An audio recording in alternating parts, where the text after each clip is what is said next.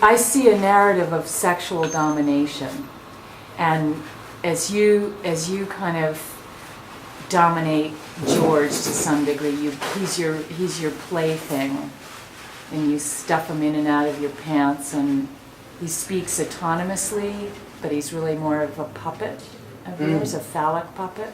Yes. At the same time, you're being humiliated and dominated by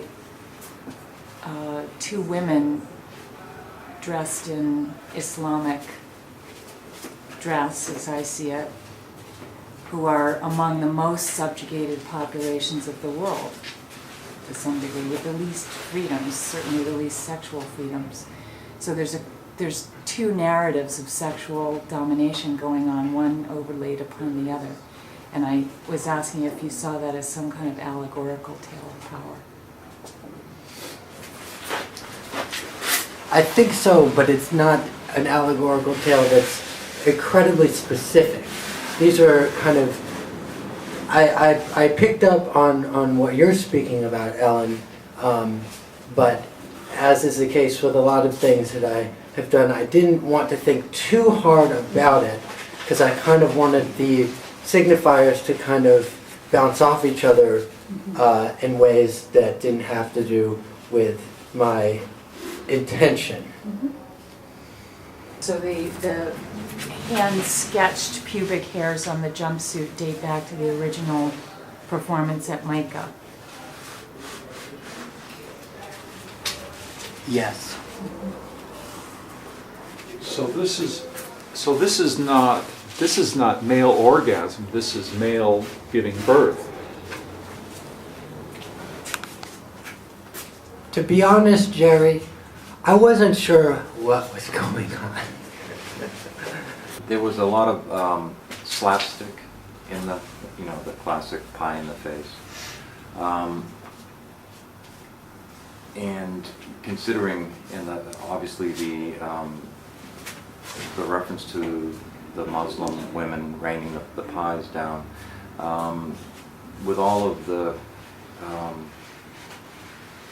seriousness of what's happening in the world today, being led by this administration. Was the pie throwing the reference to a kind of impotence in the face of kind of injustice, or the ability for the artist to play a role, to make a change, or to have any kind of political voice? Was that part of the text? I'm going to have to say a big yes. I think that you've hit on something important here, which I think addresses kind of my specific concern or feeling about doing this performance art piece at all. And that was exactly what you're talking about, is that kind of feeling of impotence and sort of helplessness and not knowing what to do with these things that are so large and so horrific and so out of your hands, it seems a lot of the time.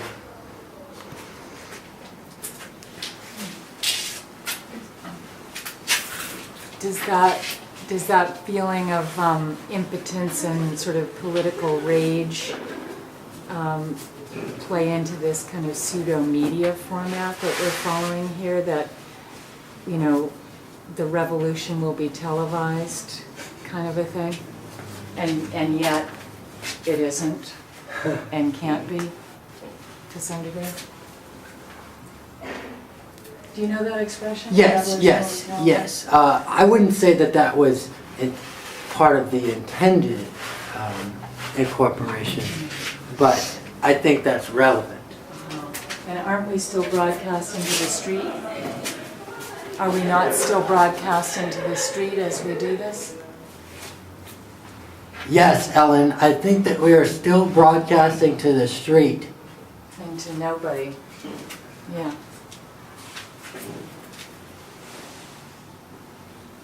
So the performance sign is still hung in the window.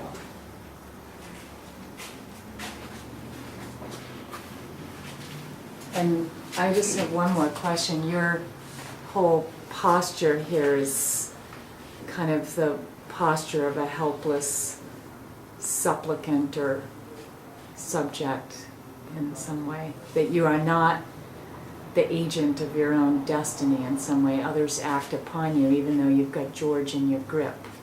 The rest of your gesture is of someone who is acted upon by an institution, essentially.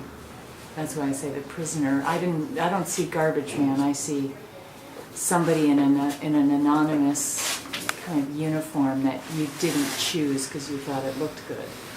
Somebody put that uniform on you.